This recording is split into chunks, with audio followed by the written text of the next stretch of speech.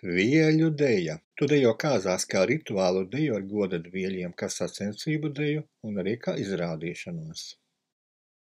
Alsunga. Anna Moze stāsta.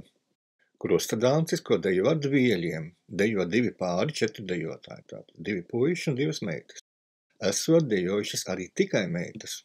Esot lekuši lēniem lēcieniem un arī ātriem sīkiem soļiem. Dvieļu krustadāncis ir bijis pamats horeogrāfisko apdaru un jaunradas deju veidošanai, kuras mēs bieži esam redzējuši deju svētkos. Vēl pirms tam dvieļu deju dejoja suitu, aizputes, nīcas un bārtas etnogrāfisko kāzu uzvedumos.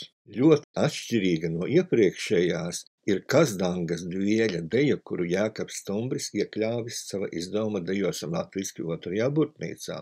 Šai dejai raksturīgas akrobātiskas kustības, kad dvieli gan izsviež augstu gaisā, gan notver to ar sakrustotām kājām.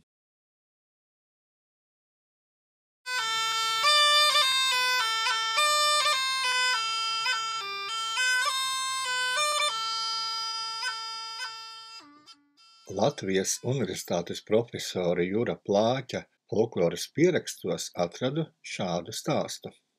Kabelnieki, kā agrāk sauca Kabeles iedzīvotājus, stāsta arī dažādus nostāstus par suitiem un ventiņiem. Krogos dzirdējuši muzikantu spēlējam un arī dejotājus redzējuši dejojam. Mūzikas rīki toreiz bijuši dūdes, ja dūdstabules un āžaragi. Dejotāji sastājušies rindā viens aiz otra, pirmais pieķēries pie sienā iedzītā vaģa un citi aiz viņa viens otram mugurā, drēbēs. Muzikantiem spēlējot, dūdstabules un pūšot āžaragus, visa saķērusies rinda, tad līgojusies, svaidīdamās no vienas puses uz otru.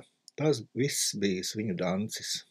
No kabelnieku stāstītā nevar saprast, kā pie tā vaģa turējās. Pavisam cita aina atveras, kad mēs paskatāmies, ko Pēteris Korācis stāstījis, rādījis un spēlējis. Melngailis no Korāta dabūjis tādu ziņu. Pirmo pusi dancojot turas vielī pie vaģa, otrā pusē lēka apkārt kā polkā.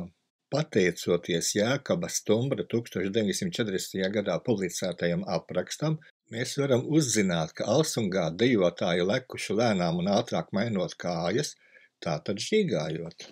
No apraksta noprotams, ka katram dejotājam bijis savs vadzis un tajā iekārts dvielis. Vaģa dancis vēl pierakstīs no suitiem netik tālajā Vecpilī un Cirkstenē. Tomēr tas vēl nav viss. Zaiga Burņicka 1961. gadā no Katrīnas Šteinas ir pierakstījusi vaģu danča variantu, kādu to dejoja vēl tālajos klaušu laikos. Un zināt, kur? Nidā. Svarīgākās ziņas lasīsim kopā. Nu ir ģīgas rokās stājies tik pie vaģa. Šis senais teiciens, kas nozīmējot, ka jāsāk dancot. Pirms apmēram 150 gadiem Nidā citu danču nezinājuši kā danci pie vaģa. Kursanieku valodā gan teikuši šuči pie vaģa. Lasīsim tālāk. Iesistai naglai sienā piesien kādu virves gabalu, un tad viens dejotājs ieķeras virves vienā galā un sāk izpildīt visu laiku 2 pievilciena soļus uz vienu pusi, 2 uz otru pusi. Redzat, nav vadzis, bet sienā ir iesista nagla. Teicējies saka, ka par šo deju viņai stāstījusi māte, kura to uzzinājusi savukārt no savas mātes. Tātad tā deja ļoti veca, dejota klaušu laikos. Mūzika tad nav spēlēta. Cik labi, ka mātes nodod savām meitām senatnes sudrabu. Melngailis, Plāķis, Stumbris un Burņicka to noglabā folkloras krātuvē, lai mēs varētu skatīties un mācīties. Mēs dejam, mēs bāliņu godājam, mēs lecam, mēs dejam, mēs bāliņu godājam, mēs lecam, mēs dejam. Krusta dancis pāri sakrustotiem skaliem ir kāzu rituāla deja, bet to dejo arī kā sacensību deju viens pret otru vai pāris pret pāri. Uz grīdas vēl krustu, liek skalus, nūjas, jostas vai citus priekšmetus krustā, dubultkrustā vai citos rakstos. Vidū vai galos liek degošas sveces, kuras dejojot nedrīkst nodzēst. Vecpiebalga. Kāzās pēc brūtgāna rada apveltīšana dancojuši krustadanci. Katrs apveltītais viens dejojis. Uz grīdas salika skalus īpašā rakstā, kādā rakstā nav teikts, sākot no vienas vietas, virzoties pa kreisi zināmā kārtībā, kā aizkrustoja lecot pār skaliem. Piezēre. Vispirms dejo līgava ar līgavaini krustadanci. Te varēja apskatīt līgavas darba tikumu, jo veiklāk līgava leca krustadanci, jo veiklāk liek kājas, ja čaklāka darbos. Beļava. Īpaši krustadanci pār 2 krustā saliktiem skaliem.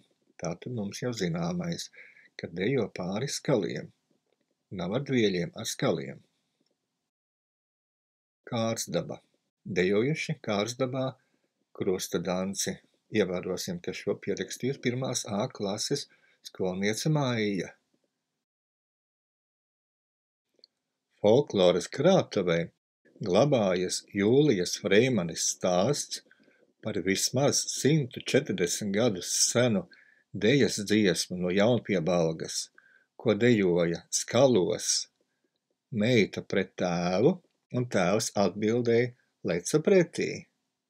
Reimaņu māte nezināja, kā tēvs leca pretī un kāpēc šādu deju sauc par vienkāršo, jo to viņai bērnībā bija stāstījusi kāda Švarce. Ļaudona. Vēl dejoja skaludants, krustadants, redzat, te ir sinonīmi. Kāzu mielas tā cēla priekšā gāļu, gan augstu, gan siltu, rupjo maizi, kābo maizi, miežu plāceņus, visu ko. Daudz izstāstīts par to, kā ēda un ar ko ēda, bet tikai pieminēts, ka dejoja. Mēs nedrīkstam nepieminēt Johannu Rinks, gan tāpēc, ka viņa ir pirmā, kas pierakstīja skalu deju, gan arī tāpēc, ka viņai šo skalu deju ierādīja Pēteris Korāts, koklētājs Pēteris Korāts, kurš bija arī lielisks dejotājs. Interesanti, ka ir versija par to, ka tā ir bijusi sena latviešu kara deja. Varbūt tiešām.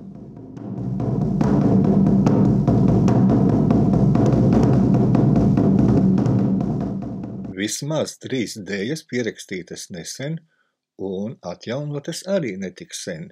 Sāksim ar Rucavas krusta kazāku. Par to Ingai Tapiņai pastāstīja Anna Buka. Pavadījuma dziesma un svārku turēšanas paņēmiens liecina par to, ka šī deja svarīga arī meitām. Kamēr citi rucavnieku pieraksti liecina, ka to dejoja puiši. 2024. gada pavasarī pēc rucavnieču lūguma mēs restaurējām šo deju, iedzīvinājām un dejojām Brīvdabas muzejā kopā ar rucavniecēm.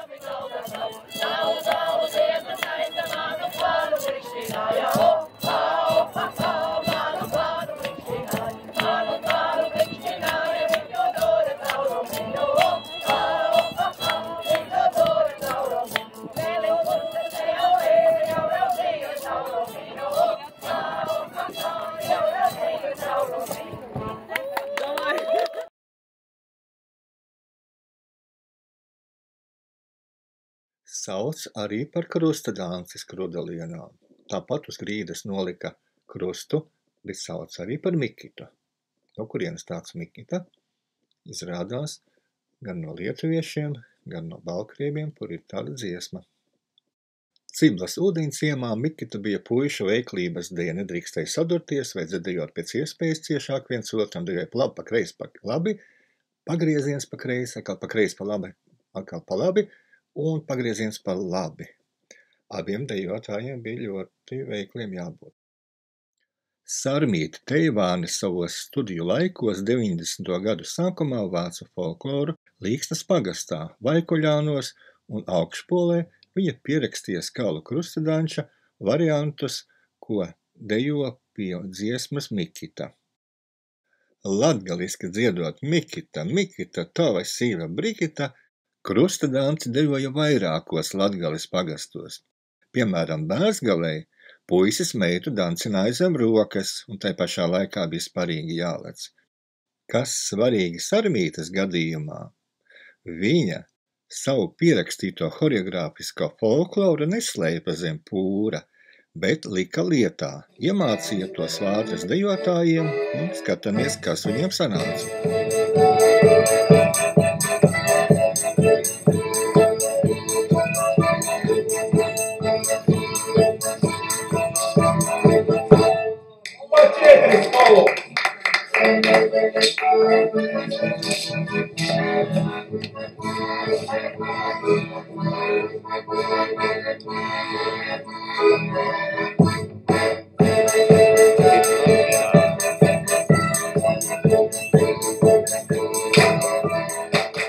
Fragments no intervijas ar Antonu Slišānu. Sākā viens un tad aicināja otru, un no sākuma, cik es atceros, dansoja vīri. Bet pēc tam sievas arī sākā dansot, jo šis Lipindraks sākā sajaukt ar krievu kazačoku. Viena no neparastākajām dejām mūsu horeogrāfiskajā folklorā pierakstīta Latgalē, samērā nelielā teritorijā. Un nosaukums arī interesants – Lipindraks.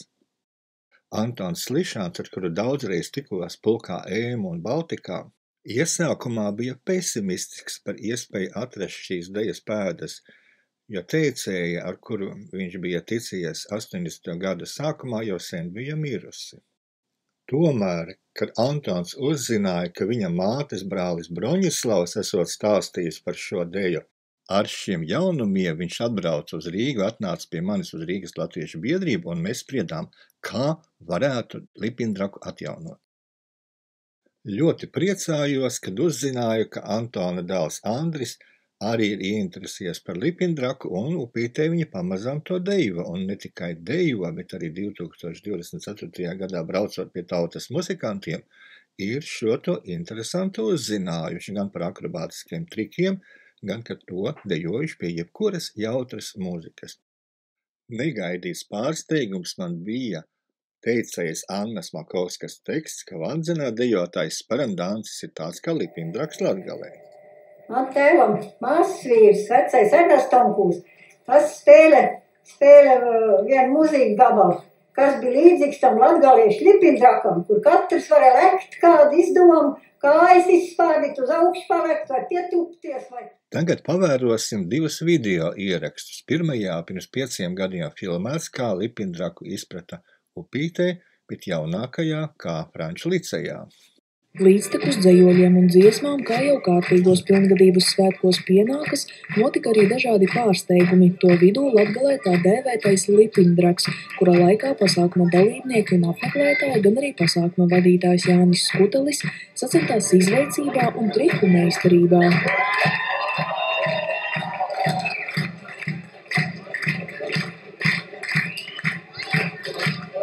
Ausmas Pūta, Roberts Kalniņš, Latgales reģionālā televīzija.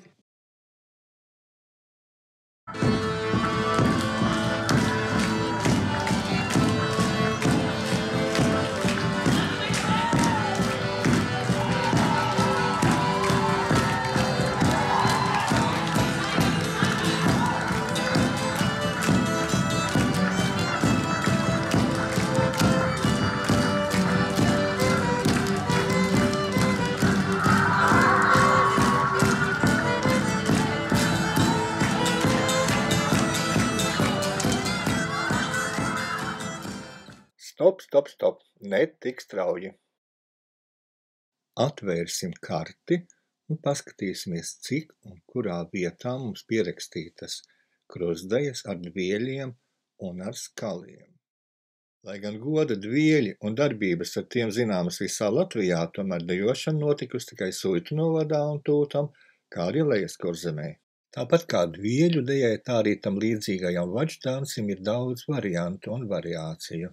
Abu deju saistība ar kāzu tradīciju liecina par to senumu, bet pierakstu vieta par senās Kursas kultūru. Ja daļā Kurzemēs pierakstītā dvieļu deja šķiet piederīga sievietēm, tad arī citviet Latvijā zināmā lēkšana skalu krustā varētu likties ļoti vīrišķīga. Patiesībā abas dejas ir senas kāzu rituāla daļas, un abas dejoja gan vīrieši, gan sievietes atsevišķi, gan arī kopā. Ticējumi un dainas saka, ka lēcieniem kāzās agrāk bijusi īpaša auglību veicinoša nozīme. Tagad ceļojam uz Latvijas austrumu daļu. Ja Skalu Danča pieraksta vietas koncentrētas ap Piebalgu, tad jaunāku laiku varianta Mikita variācijas Latgalē un Sēlijā, bet Lipindraks tas tikai 2 pagastos. Pabeidzot šo lekcijas sadaļu, vēl jāpiebilst, ka deja krustojot kājas pāri zemē novietotiem sakrustotiem priekšmetiem no seniem laikiem zināmas arī citvieta Eiropā. Saldajā ēdiena autentisks pirmā folkloras festivāla Baltika ieraksts.